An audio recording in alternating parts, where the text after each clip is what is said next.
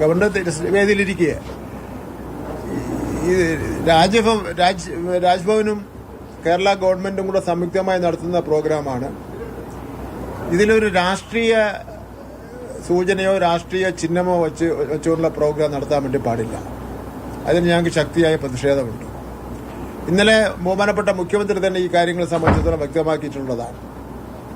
എന്നിട്ടും ആ ധിക്കരിച്ചുകൊണ്ട് ഇങ്ങനൊരു പ്രോഗ്രാം നടത്തുന്നത് ഒട്ടും ശരിയല്ല. ഇന്ത്യൻ പ്രധാനമന്ത്രിയുടെ പടമോ രാഷ്ട്രപിതാവിന്റെ മഹാത്മാഗാന്ധിയുടെ പടമോ വെച്ചിരുന്നാലും ഞങ്ങൾക്ക് വിരോധമില്ല. ഇത് ഈ വന്നിരിക്കുന്ന കുട്ടികൾക്ക് ഇത് ആരാണെന്ന് പോലും അറിഞ്ഞുകൂടാ. അപ്പൊ ഈ വന്നിരിക്കുന്ന കുട്ടികളിൽ RSSന്റെ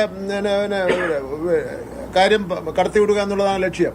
കാരണം കുട്ടികൾ ചോദിക്കണം ഇതാരാണ്, ഈ ഭാരതാംബ ആരാണെന്നുള്ള വിവരം കുട്ടികൾ ചോദിക്കണം. കുട്ടികൾക്ക് അറിയില്ലല്ലോ ആ ഭാരതാംബ എന്ന് പറഞ്ഞ് ഇങ്ങനെ ഒരു വനിതയുടെ പടം, അതിൽ ഒരു കൊടി, RSSന്റെ സാധനം പിടിക്കാനുള്ള കൊടി, ഇതാണ് ആ ചിത്രത്തിൽ കാണുന്നത്.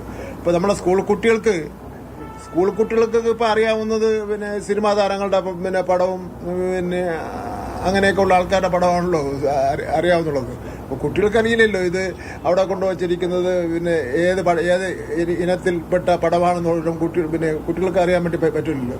അപ്പോൾ ആ ചക്ക നോക്കി പറയാം ഇത് ഇന്ന ആളിന്റെ പടം, സിനിമാ നടിയുടെ പടമല്ല, ഇത് ഇന്ന ആളിന്റെ പടമാണെന്ന് പറയാം.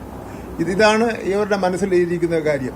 ഞാൻ പറയാം അത് ഒരു കാരണവശാലും നിങ്ങൾ ചെയ്തുവിട്ട് ശരിയായില്ല എന്ന് പറഞ്ഞു. പറഞ്ഞ ശേഷം ഞാൻ പറഞ്ഞു എനിക്ക് ഒരു കാര്യം കൂടെ സൂചിപ്പിക്കാനുണ്ട്. ഇന്ത്യ എന്റെ രാജ്യമാണ്, ഭരണഘടനയാണ് രാജ്യത്തിന്റെ നട്ടെല്ലെന്ന് പറയുന്നത്. മറ്റൊരു രാഷ്ട്ര സങ്കല്പവും അതിന് മുകളിലല്ല എന്നുള്ള കാര്യം വ്യക്തമാക്കാൻ ആഗ്രഹിക്കുന്നു. അവാർഡിന് അർഹമായിട്ട് എല്ലാ കുട്ടികൾക്കും നന്ദി രേഖപ്പെടുത്തുന്നു, അഭിവാദ്യം ചെയ്യുന്നു.